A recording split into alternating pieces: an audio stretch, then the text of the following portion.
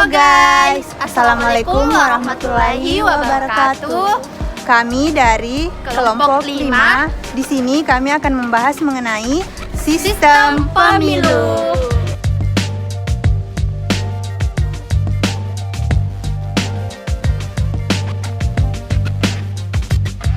Halo guys, perkenalkan nama saya Nurul Asmi Aziz dengan NIM 21060150 2012. Halo teman-teman, perkenalkan saya Nela Ali dari kelas B dengan NIM 210601501022. Guys, perkenalkan nama saya Nur Andisa dengan NIM 2101502018. Adapun gambaran umum politik hukum pemilu. Proklamasi kemerdekaan pada tanggal 17 Agustus 1945 membawa semangat proklamasi dan menjanjikan diselenggarakannya pemilu yang berlandaskan hukum yang responsif. Namun berbagai kalangan politikus baik secara eksternal maupun internal yang menyebabkan pemilu baru yang benar-benar dapat dilaksanakan pada tahun 1955. Pemilu merupakan instrumen penting bagi negara yang menganut sistem perwakilan. Pemilu berfungsi sebagai alat penyaring politikus yang akan mewakili atau membawa suara rakyat dari perwakilan.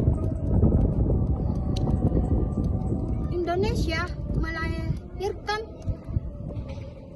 11 pemilu undang-undang. Pemilu 1955 adalah perhelatan pesta demokrasi pertama yang diselenggarakan oleh bangsa Indonesia, dan ini juga merupakan satu-satunya pemilu yang terjadi pada era Orde Lama.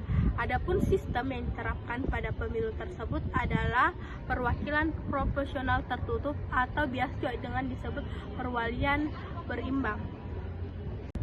Nah, adapun yang dimaksud dengan sistem perwakilan proporsional adalah di mana jumlah kursi di DPR dan konstituante yang tersedia dibagikan kepada partai politik atau organisasi peserta pemilu pada saat itu, sesuai dengan imbangan perolehan suara yang didapat oleh partai politik tersebut.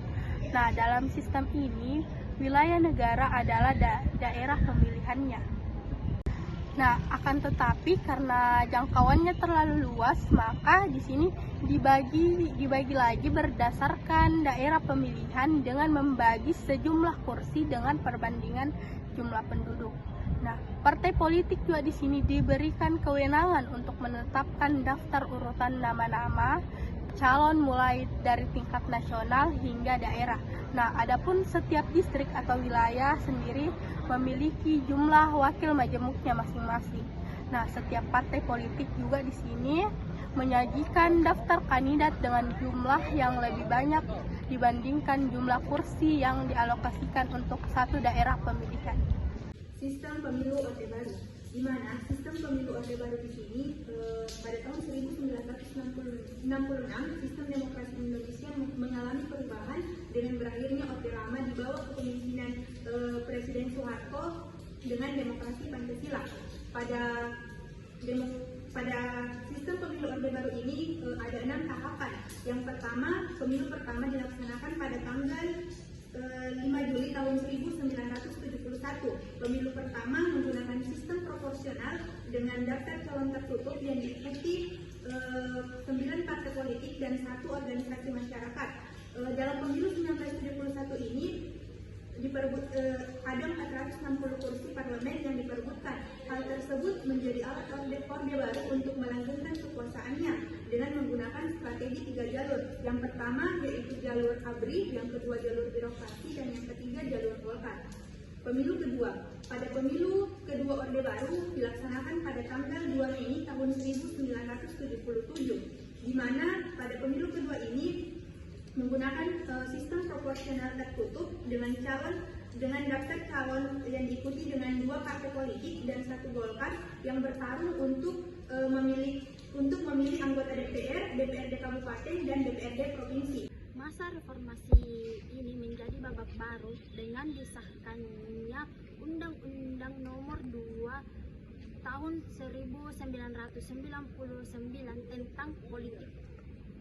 tentang partai politik, dan yang kedua Undang-Undang Nomor 3 Tahun 1999 tentang pemilihan umum, dan Undang-Undang Nomor 4 Tahun 1999 tentang susunan dan ketetapan DPR, MPR, dan DPRD. Perbandingan sistem pemilu yang akan datang yang terjadi di Indonesia dengan di negara lain, di antaranya pemilihan umum yang terdapat di negara Indonesia terdapat pemilihan untuk memilih presiden dan wakil presiden, Dewan Perwakilan Rakyat, Dewan Perwakilan Daerah, Gubernur, Bupati, dan Wali Kota, dan Dewan Perwakilan Rakyat Daerah Provinsi dan Kabupaten atau Kota. Sedangkan di Amerika, pemilu untuk memilih Senat, House of Representatives, dan Presiden. Dan sistem yang dipakai dalam sistem pemilihan Amerika Serikat lebih gampang dibandingkan dengan sistem pemilihan umum yang ada di Indonesia. Banyaknya pemilihan umum di Indonesia menyebabkan persoalan politik,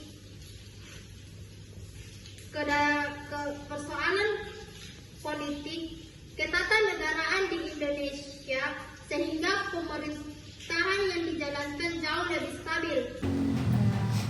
Mungkin sebelum kita masuk dalam wawancara hari ini Pak, saya ucapkan terima kasih karena telah menyempatkan waktunya untuk hadir ini Kak.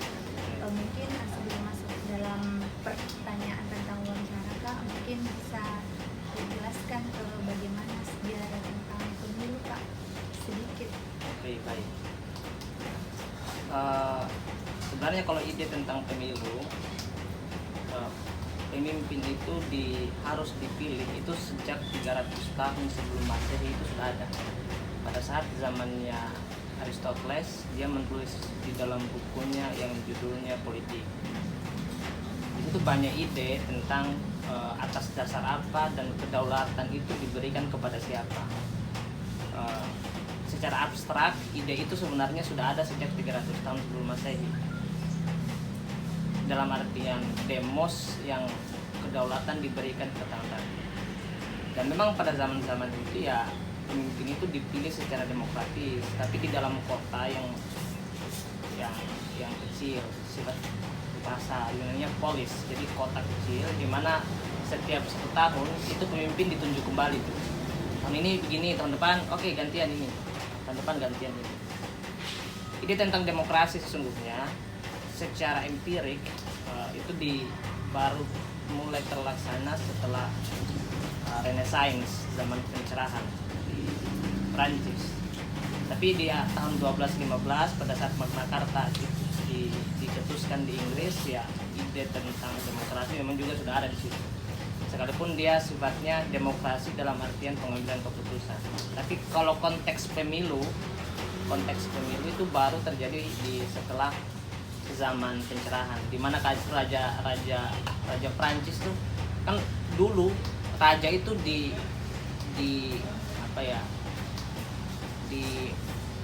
dicitrakan bahwa dia adalah perpanjangan tangan Tuhan dan kualitas dia beda sama manusia tuh.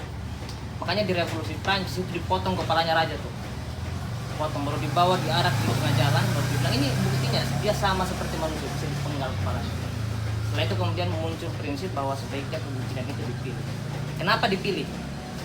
Karena pemimpin yang lama, prinsipnya ya, karena pemimpin itu atau kekuasaan itu melekat prinsip power tends corrupt but absolute power corrupt absolutely.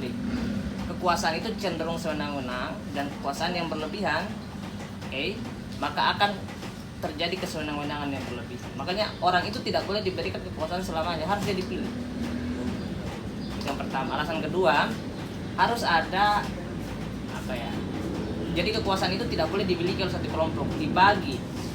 Setelah satu kelompok selesai, dibagi kepada kelompok lain. Setelah satu kelompok selesai, dibagi sama kelompok lain. Fungsinya apa? Agar perebutan kekuasaan itu tidak terjadi dengan cara kekerasan. Ya kan? Begitu. Nah, di Indonesia itu dilaksanakan, tentu kita bicara sejak pembentukan Undang-Undang Dasar. Meskipun saat itu demokrasi yang diusung adalah demokrasi tidak langsung, di mana yang memilih adalah MPR, kedaulatan berada di tangan rakyat dan dipilih dilaksanakan oleh MPR. Landasannya apa? Ya tentu karena kualitas informasi politik hanya bisa diketahui oleh orang yang berada di ranah politik, bukan masyarakat awam yang pergi di kebun. Itu kan aneh juga kalau mereka dikasih hak pemilih, hak pilihan, padahal dia tidak tahu betul. Itu alasannya. Nah, di Undang-Undang Dasar di pasal 28 tentu secara konstitusional itu diatur kemudian lebih lanjut, sebenarnya setiap warga negara berhak dipilih dan memilih. Itu dulu. Itu sejarahnya secara singkat. Jadi bisa masih dipertanyakan. Jadi pertanyaan pertama itu Kak, menurut Kak, bagaimana peran rakyat setelah pemilu? Apakah dia mendapatkan haknya dari apa yang dia pilih? Jadi begini, hak warga negara itu tidak dijamin oleh yang jamin dia itu adalah konstitusi, bukan pemimpin baru. Itu dulu. Pemimpin baru itu hanya memberikan satu program kerja, mengusulkan satu program kerja yang yang itu menjadi hal teknis agar haknya bisa terwujud. Nah, apakah itu kemudian kalau pertanyaannya adalah apakah dia mendapatkan haknya, itu bergantung pada watak penguasa yang kali itu mendapat jabatan. Jadi tidak bisa digeneralisasi juga, generalisasi bahwa ketika selesai pemilu apakah dia dapat atau tidak, itu tidak bisa digeneralisasi. Itu bergantung kepada watak siapa yang mendapatkan kekuasaan dan watak bagaimana kontrol masyarakat dan perwakilan. Apakah DPR sebagai perwakilan rakyat itu bisa mempressure watchdog bahasa itu anjing penggonggong di gonggong itu, apakah dia bisa memberikan hak warga negara atau tidak. Itu tergantung dari situ. Jadi tergantung pada kebijakan sistem pengawasan dan tergantung pada bagaimana partisipasi warga negara di dalam menciptakan info politik yang bagus, baik sifatnya support atau demand. Jadi tidak bisa digeneralisasi. Tapi kalau saya bilang di Indonesia dewasa ini, kalau konteksnya bilang di Indonesia dewasa ini, saya bilang pemilihan itu adalah jadi begini ya, Mas, contoh ini langsung konteks aja biar agak. Kamu tahu nggak berapa gajinya gubernur? Tahu gajinya gubernur? 5 juta. Iya, kamu tahu berapa dana untuk menjadi seorang jadi gubernur? Dalam kampanye yang saya maksud 2 tahun sebelumnya 1 M itu minimal, gajinya 5 tahun. Sekarang pertanyaannya 1 M dengan dana yang dia punya sendiri, cenderung orang tidak punya. Maka yang dia lakukan adalah biasanya dia pinjam tuh sama beberapa oligarki. Oligarki itu maksudnya orang yang mempunyai harta yang. Nah, setelah dia terpilih, otomatis dia punya utang. Nah, saya tuh sebagai contoh lah, saya sebagai misalnya oligarki. Jadi kamu pilih, oke, saya kasih kamu dana 200 juta nih ini untuk kampanye. Tapi ketika kamu naik, permudah perusahaan saya untuk misalnya melakukan ekspansi di satu era tertentu.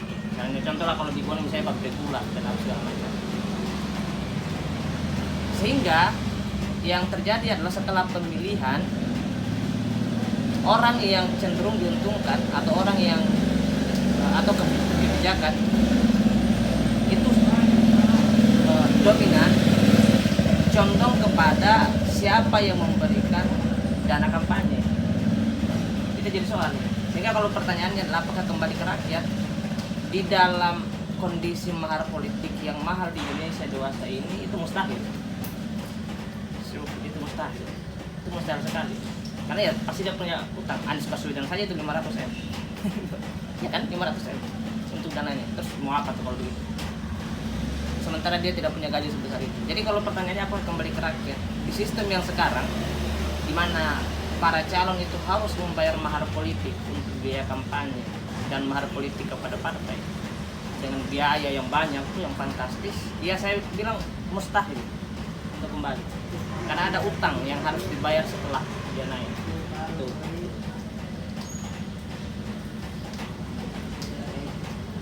Bisa lanjut ke pertanyaan kedua. Pertanyaan kedua yaitu mengapa sistem pemilu memiliki peranan yang sangat penting di dalam mempengaruhi berjalannya pemerintahan negara-negara di dunia. Oke, sistem pemilu baik yang proporsional terbuka atau proporsional tertutup. Kalau proporsional terbuka kan dan tertutup itu kan bergantung kepada negara. Indonesia sudah menganut kedua itu lah ya. Kenapa kemudian sistem pemilu berpengaruh? Karena itu yang menentukan siapa yang menjadi penguasa. Ya, jeleknya proporsional terbuka. Jadi kita bicara terbuka tertutup, konteksnya langsung. Baru nanti kita bicara ke konteks kenapa itu bisa mempengaruhi sebuah kebijakan. Proporsional terbuka buruknya adalah cenderung banyak money politik. Kan yang dipilih langsung calon. Dan cenderung tidak berkualitas. Jadi kalau dia populer dan kemudian masyarakat itu satu pemikirannya. Pemikiran itu bukan hal positif, negatif juga bisa jadi. Maka dia yang akan naik. Kalau proporsional tertutup, ya itu tergantung dari 100 partai. Jadi tidak akan naik. Tapi kalau pertanyaannya adalah bagaimana itu bisa, kenapa itu bisa berpengaruh terhadap jalannya pemerintahan di negara-negara di dunia? Karena ya sistem pemilu itu menentukan siapa yang menjadi penguasa. Jadi kalau dia sudah mendapatkan kekuasaan, maka dia akan punya semacam power untuk menentukan keranah mana nanti negara tersebut berjalan, pemerintahan tersebut berjalan. Contoh aja tuh, kenapa pemilu penting bagi masyarakat Sulsel? Karena pemilu itu menentukan bagaimana stadion Kaligoa, bagaimana stadion ini. Karena tanda tangan bupati lah yang menentukan semua proyek-proyek itu. Jadi kenapa penting? Karena sistem pemilu lah yang menghasilkan siapa penguasa, watak apa penguasa, kebijakan apa yang dia hasilkan, dan seterusnya.